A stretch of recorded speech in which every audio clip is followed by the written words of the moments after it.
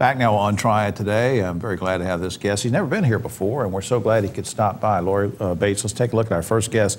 Rick Blake is here. He's a Chief Business Development Officer for Cornerstone Health Care, the good folks at Cornerstone. Welcome, Rick. How you doing?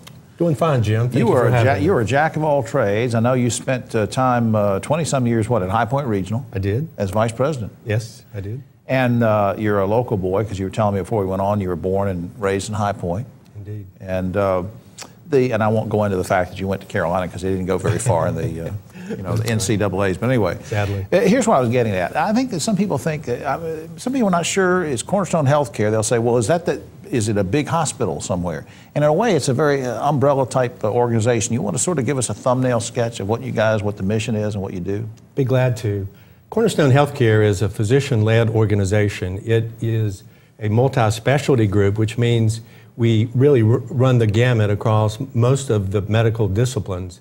We are now located in about 16 communities across the Triad, from really out toward the Hickory area all the way to Greensboro and south to Asheboro. And these are physician practices of various specialties? Just physician practices. We're not affiliated directly with hospitals, although we practice at about 11 different hospitals. Sure. Our doctors do. So you sort of bring everybody together. You're the glue that holds the whole area together. That's pretty neat. Now, you mentioned in an email to me something about transforming the delivery of health care, which was way over my head, but I promised I was going to ask you about it because I want to learn about it. What does that mean? The current healthcare system and the cost associated with delivering the care is basically unsustainable. In fact, about 18% of the gross domestic product is now going to healthcare. That's right. And it's rising each year. And what's happening is the businesses and the patients are suffering from this. What we want to do, in a word, is to change that trajectory. We want to improve quality.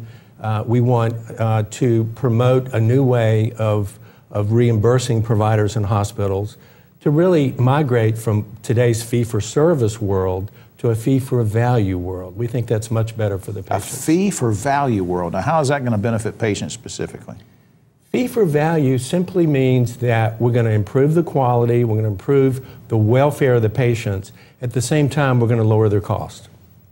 Because one follows the other. You bet. If you don't do the okay, I'm with you now. Because if you don't do the quality work, you're still going to be sick, and I get it. And the healthcare costs go up. How are local businesses going to benefit from this? We've talked about patient angle. That's one of the benefits of our particular strategic direction, is that if we can lower the healthcare premiums for local business, we can make them stronger financially, and potentially we could even draw new businesses into town if indeed this is sort of a hotbed for lowering healthcare costs. Let me tell you, if you can lower the healthcare premiums, I'm married, but I'll propose to you. Okay. Because the healthcare premiums are out of sight. They're out of sight. They're $12,000 per employee per year on average. Oh my gosh. Yes. And then you try to add family members and whatever, and if you have to go on your own network and go off as a single person, that's something else. Very quickly, are other healthcare providers making similar changes to what you're trying to do with your mission here? Many are heading in this direction. They're at various stages along the way. There are some in other parts of the country that are much further along than us. A Dean Clinic in Wisconsin, for example, is very progressive. They're out there. There's a group close by that we're actually very close to, and that's Holston Medical Group in Eastern Tennessee. They're very much like us, multi-specialty group, about 100 physicians. They're leading the way in Eastern Tennessee as well. What do you think the final outcome is going to be of all these changes? Can you have a crystal ball on this? Well, I think once we get through the forest on the other side of the trees, what's going to happen is you are going to have lower costs because, again, it's unsustainable. The patients are going to be better off because part of Affordable Care Act is promotion of transparency. Right. So patients can have access to their records, for example. And there'll be a connectedness among the providers so that wherever you go, in theory, they'll have access to your full clinical profile. And that's going to speed up care, and that goes to the whole quality issue you were talking about. Here's the website on screen. I don't want to forget, and because I'm so gabby, I don't want to forget and put this up on the screen. www.cornerstonehealth.com has lots of good information about healthcare topics. And this is something I just find fascinating because we're thinking outside the box, and that's what Rick is good at. Thanks for doing this. Thank you very much. Come back sometime, will you? You bet, I will, Jim. All right. We'll be right back after this.